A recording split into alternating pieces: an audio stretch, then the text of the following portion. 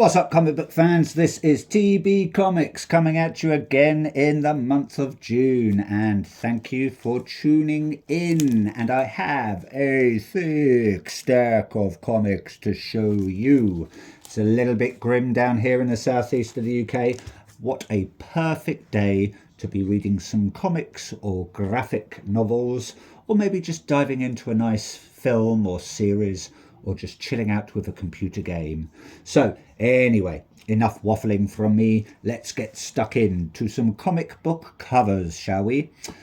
First up, we're going to head over to the Independents, and we have EC and Oni Press with Catacomb of Torment. Now, I did show this one in a previous video, but it did arrive slightly damaged, and my lovely comic book shop, Forbidden Planet, were kind enough to replace it for me. So I thought I'd include it again in this video. So we have Catacomb of Torment number 11, and that cover there is coming from Dustin Weaver. So thank you very much, Dustin Weaver. Loving your art as always. We have the origins of the Tormentor. There she is with her head off of her neck and a nice little crow or raven picking at the bloody stump. She doesn't seem too phased though. She's got a nice little smile there. So who knows where she came from? Who knows where she was born or what she's getting up to? We shall find out apparently in this issue. Who knows? Moving over to Dark Horse, we have the final installment of Kill All Immortals Part 2. I believe Part 3 is already in the making, so who knows what's going to happen. I believe the third arc is going to be the final arc, so we'll probably have a little bit more history about this Viking family, I believe. I can't remember a lot about the first arc. I did read it. It's only a 4-issue run, but this one is a 5-issue run, so maybe the next one will be a 6-issue run. Who knows, eh? We're spoilt, aren't we, really? So if you didn't read this from the first arc, I remember it was quite good, quite interesting. A little bit of sort of Norse mythology, but also a touch of sci-fi embedded into it as well. So it's coming from Kaplan, Osseo, Domenico, Rocha and Ostermain Elahu. So thank you very much, creative team, on that one. And that cover there is coming from that's cover B, coming from Stefano Simone. So thank you very much, Stefano Simone. Looks like we've got one of our members of the Viking family sitting on a big pile of corpses. Maybe they've just had a big battle, or maybe they just all collapsed at his feet for some reason. Who knows, eh? Who knows? I will once I've read it. Moving over to Boom Studios, the only one I've got from Boom this week. Something is Killing the Children. Again, I showed this in a previous video, but it came with such a huge sort of watermark down on this corner here. So I asked for a replacement. And again, my comic book shop were kind enough to do that. This is issue number 47, so not very far off the big 50. Looks like we've got Erica Slaughter there stabbing some monster in the head, as always, with a big sort of machetes. And we've also got some monsters in the background ready to pounce on her. So I don't know if issue 50 is going to be the last one. Hopefully they'll get back on track with the main story, because I believe these previous issues have all been sort of past sort of stuff going on, like really far in the past. So who knows? Can't wait to get stuck into this. Really hyped up to read this, but I will do it at some point. Currently going through Exquisite Corpses, which I've got a couple of issues in this video. I think I'm on issue number 3 of Exquisite Corpses now, and what a read. Really good fun. Think of The Purge, but 10 times more interesting. Yeah, and that gives you some idea. Moving over to Image Comics now, we have the Rocketfellas, issue 0, and then I believe they'll be heading over to issue 13 or 14 and sort of starting the main run again. This is including the Unbelievables, I believe, the Curious Creatures of Dr. Moreau. What else are there? The $1 Trillion Kid. There's so many characters that are going to be appearing in the Ghost Machine and the Family Odysseys universe. Yeah, really, really hyped up for all of this. So really, really expanding their Ghost Machine universe. So loving the artwork, loving the stories. That cover there, again, it's a repeat because I did include it in another video. Because again it arrived damaged. That whole my whole order came with huge like dings and dents everywhere. That's Royal Mail for you. That cover there is a very nice wraparound cover, and that is coming from it's cover C, coming from Lila Leitz and John Cleese. And like I said, it's a wraparound variant with the whole Rockefeller family on a subway, I think, or some sort of train thing. Got a little dog there looking very happy. Don't know if they allow pets on the subway. Who knows? They might do. But yeah, thank you very much, creative team. Tomasi, Manipul and Lee, as always, smashing it with Ghost Machine and Family Odysseys. Speaking of which, we have the next instalment of Hyde Street, issue number 12. Seems ages since this came out. Along with Rook Exodus as well. That's on its way. I don't know why. I mean, you know, it probably takes time to make these and design them and everything. And, you know, the artists and the writers have got to have a break. But, yeah, it just seems like ages. But anyway, this is the second part of The Butcher of Hyde Street. I don't know. I think that's The Butcher of Hyde Street because I think that's the Matinee Monster. And that's Pranky. And that there is, I think, Miss Goodbody, I want to say. And obviously we've got Mr. X right on the front cover there. Can't wait to get stuck into this at some point, probably once I've finished with Exquisite Corpses. That cover there, I want to say, is coming from... that is cover A, coming from Ivan Reis and Danny Mickey. So thank you very much, you two, smashing it with your lovely, detailed and very colourful artwork. Moving on to, still with Image, we've got issue number 2 of Corpse Night, coming from Michael Chavez, Matthew Roberts and Rico Renzi.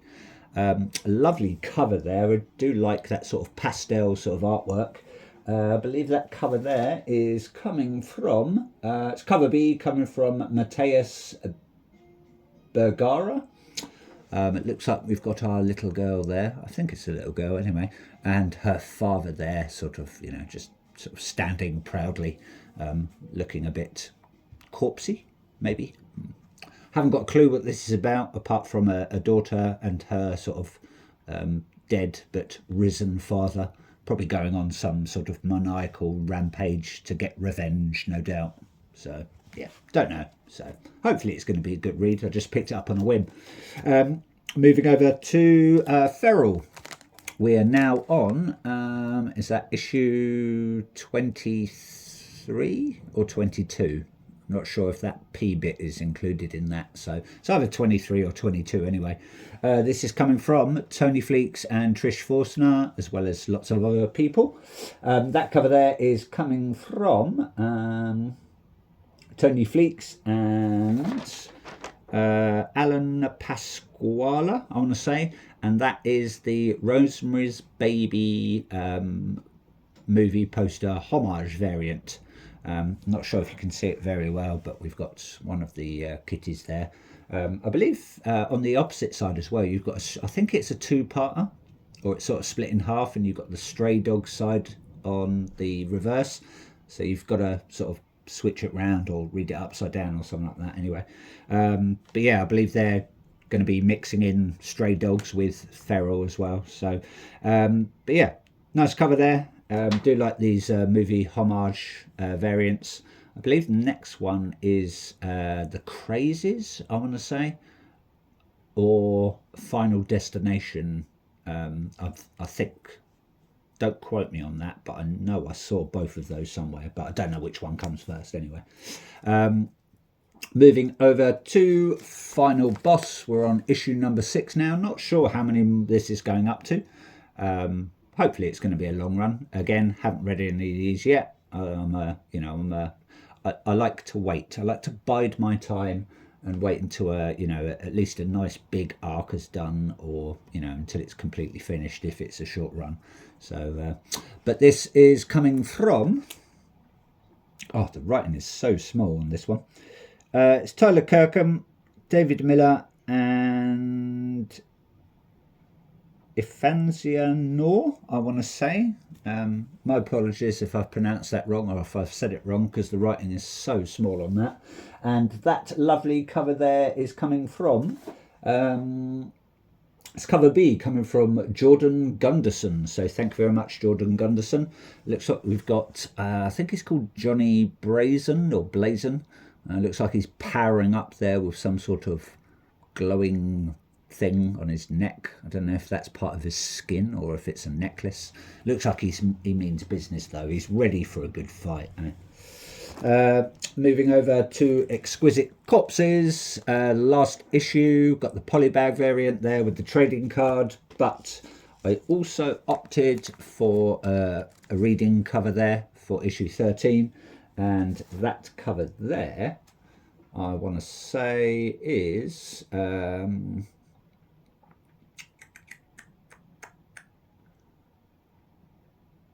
that's cover I, coming from Michael Walsh. Thank you very much, Michael Walsh. It's sort of the opposite variant. I think that is Fox Mask Killer without her mask, actually, but I'm not sure about that one. It's come from Tiny and Walsh, Belair and Kerry, as always. Like I said, I've read 1, 2 and 3, and I'm really enjoying it. I like how quirky the characters are. Really interesting sort of premise. Yeah, really detailed story. Do like, I'm really enjoying it. And I believe Rascal Randy, or Randy Rascal, the man in the rabbit suit, is going to get his own sort of standalone run as well. And I think they're going to do a couple more standalone runs of the quirky characters that are in this. So, don't know what's going to happen. It's quite interesting.